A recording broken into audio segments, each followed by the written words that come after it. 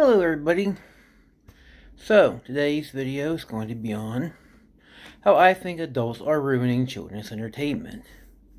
And this is a video I've been thinking about making for a while. I've been wanting to make for a while, but it's a big topic and with a lot of very specific examples. So this is probably going to be over multiple parts. Probably, maybe, I don't know. We'll see. I have a 30-minute time limit, so anyway, what do I mean? Because it seems kind of ridiculous to say, since adults are the ones who make children's entertainment, for the most part. I mean, yeah, you go on YouTube, you can find kids making entertainment for other kids, but for the most part, it's adults making the toys, writing the TV episodes, writing the comic books, etc., etc. So, when I say adults are ruining children's entertainment, it sounds a bit weird. But what I mean by that is adults seem to be increasingly unable to not just let go of their childhood, but to let go of just being a child. And I know that it sounds like the same thing, but it's not. Let me explain. Being unable to let go of your childhood is going on YouTube and posting a 15-minute, hour-long rant about how the latest version of your favorite cartoon or toy from the 70s, 80s, or 90s is an abomination unto the Lord, and everybody involved in it needs to be killed, and the studio and toy makers factories need to be, burned to the ground and the field salted. That's not being able to let go of your childhood. Not being able to recognize you're no longer a child is when you start claiming things that were never yours to begin with. A perfect example is a show called The Owl House. The Owl House is, I kind of describe it as, imagine if H.P. Lovecraft and J.K. Rowling took and got together to rewrite C.S. Lewis's The Chronicles of Narnia, minus the racism, sexism, transphobia, and homophobia.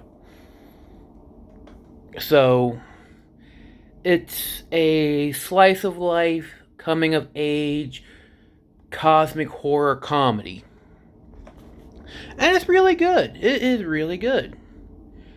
But if you go on YouTube, you'll find men, almost always men, in their 20s and 30s, sometimes even older, going and making YouTube videos about it and complaining. It's like, oh, there's not enough lore, or, oh, why is this set in a high school? And, because, Bucky, it's meant for kids. Okay? It's meant for kids. It's taking place in a high school because it is meant for children. Alright? And children relate to school. In fact, they say twice in the series, that it's for ages 6 to 11. Okay? That age group is going to,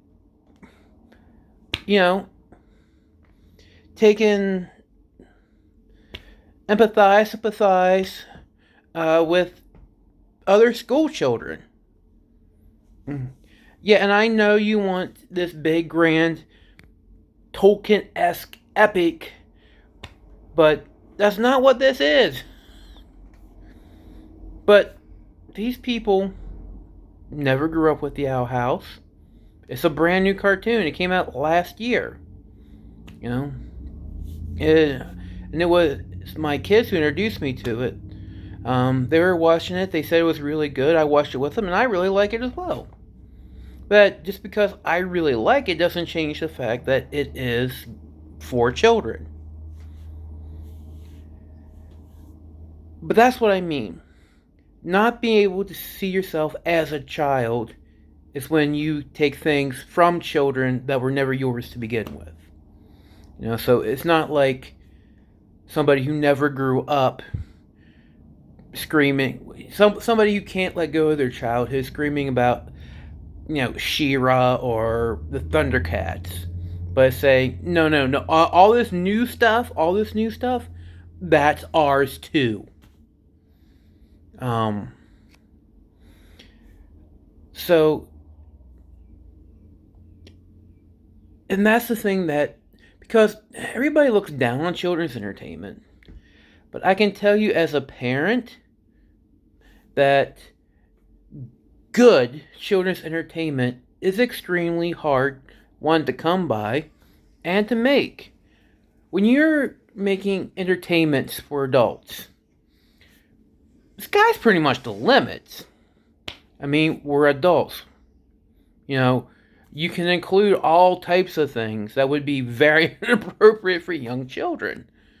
You have all the colors in the crayon box. I mean, your crayon box is the 150 crayon box. With children's entertainment, you're the 8-pack. You're that 8-pack of red, orange, yellow, green, blue, purple, black, and brown. That's you. So yeah, when you have all the colors in the world to create a masterpiece with, okay, yeah, you're gonna do something. But if you only got 8 colors to choose from, then you're gonna have to struggle. And that's why good children's entertainment isn't something to be shunned. It's something to be marveled at and embraced. And yeah. Because children...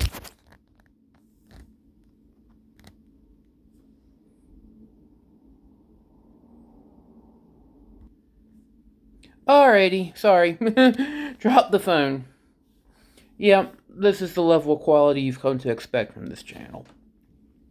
But anyway, and it's something that the creators of really good children's entertainment has known instinctively. Whether it be Stan Lee, Jim Henson, Chuck Jones. They knew how to talk to children at a level they could understand, but never talk down to them. And they were able to create some really great entertainment for them.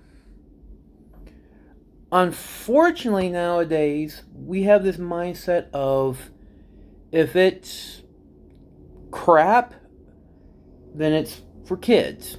Well, to a certain extent. Obviously, Plan 9 from Outer Space, is not, well, maybe. Or, you know what I mean. That if it's an animated feature or something like that, or a toy or whatever, comic book, and it sucks, it's for the kids. And if it's good, it's for adults. Which is just not true. And also, as has been pointed out on other channels who've touched on this subject, child covers a large spectrum. I mean, a child is a pre-adult. And in the United States, you're an adult at 18. So a child is everything from just coming out of the womb to 17. And that is an extremely wide developmental range.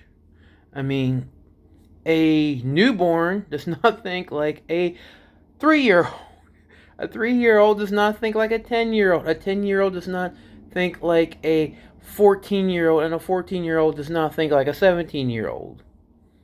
Okay? There are differences. So, but that said, it just seems it is, picking my words, I got a little hyperbolic and pedantic on the last one. Okay. It just feels like there is this cohort of adults who just cannot let go and are ruining it for kids. And there's a couple ways that this can happen. One, the comic book example, where the comic book people, the old guard, the adults, basically run off anybody new coming into it. Now, they want more sex, more violence, more adult stories. And when kids come in, it's like, no, you go. Another example would be like My Little Pony, where, which both my kids actually liked the show. It was my son who found it first and really liked it, but my daughter stayed with it a little bit longer. But both my kids liked it, and I liked watching it with them. But you had this minority of adult males who eventually became the majority. And they kind of pushed all the little kids, especially the little girls, out and made everything super sexual, which, considering My Little Pony, the main line is about anthropomorphic horses, and the second line is about candy-colored high school girls, which means you're either a pedophile or a zoophile, or both. Either way, ew. But it was this influx of adult males and sexualizing everything and making extremely violent content. I remember my daughter and we used to go on YouTube to watch the pony videos. And I remember one was a Pinkie Pie video, a song she sang. It's like, okay, cool. Turn it on. And it basically had Pinkie Pie slaughtering every other member of the Pony Squad. Like, literally ripping them apart, bashing their heads in, and it's like, okay, nope. Matter of fact, it got so bad, I just previewed everything before I let my daughter watch it. It's like, you can't watch pony videos unless I see them first to make sure they're appropriate. Another example is like a show that comes out, the adults come in, and then the creators are like, okay, yeah, we'll make it a little bit more adult. Yeah, we'll make it a little bit for them. And eventually it shifts to where it's just for this group of adults, and then the kids are left with nothing. Another example, this one with toys. My son, he used to really be into Transformers. He still likes them, but not nearly as much as he used to. But I remember there was this one gift pack. It was Chaos and Velocitron. It was Laser Optimus Prime, Quick Switch, Nautica, Fastlane, Rodimus Prime. I think that's it. It was a 5-pack. And it was a Toys R Us exclusive. And he wanted it. Optimus Prime was one of his favorite characters. And he wanted it for Optimus. Okay, fine. We went to, I don't know how many different Toys R Us's looking for this thing. It was always sold out. Always sold out. And then I would see it up on eBay for like 2, 3, 4 times the price are parted out for each robot being almost the same price as the entire gift pack. And that's what adult collectors do. They come in, they buy up toys, the kids can't get them, and then they'll flog them off on eBay for astronomical prices. So the only people who would be buying them would be either other dealers or collectors, adult collectors. And so the kids don't get them. That's ridiculous. Listen, if you're an adult and you like watching cartoons or you like collecting toys, there's far worse you can do in life. Okay?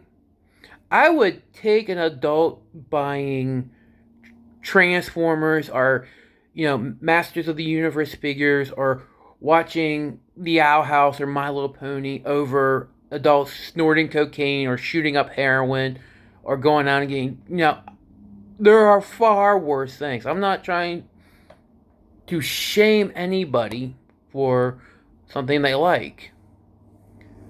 What I am saying is, when you come in and keep it from the primary audience, in this case children, for whom it's actually intended, because you can't accept the fact that you're not a kid anymore, or you have to lie to yourself, oh no, this isn't for kids, which is a famous last word for anything. Like, oh, Pixar's not for kids, or oh, The Owl House isn't for kids. It's like, yeah, they are. I mean, they may not be for 3 and 5-year-olds, but they're still for kids. Ages 6 to 11.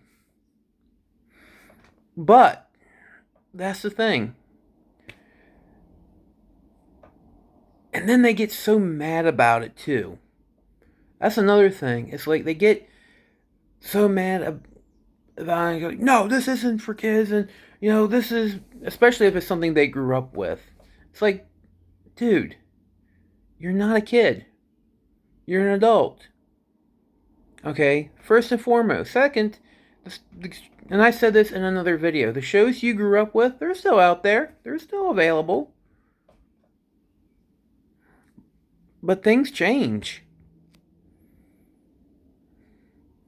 But like I said, that's almost more excusable than when they take something that's meant for this generation and just go, nope. Amazing World of Gumball, nope, adult. Pixar films, nope, adult. The House, nope, adult. Marvel Comics, nope, adult. DC Comics, nope, adult. It's like, and the one thing they don't understand, if they just keep it, if they lock this stuff up, this is for us, no kids allowed, this is for us, we're not letting anybody else in, eventually all those properties are going to die, because you're not bringing in a new fan base. Which, in today's world, I definitely do believe that most people, not most, that's hyperbolic, but there is a good portion of people who are like, this needs to die with me. I don't want anybody else to have this. This is my thing, and when I die, this needs to die too. Which is a shame. So yeah. And that's just why I think adults are ruining children's entertainment. And we need good children's entertainment. Because good children's entertainment teaches kids not just the ABCs and 1, 2, 3s, but it gives them something to talk about. Moral lessons to talk about.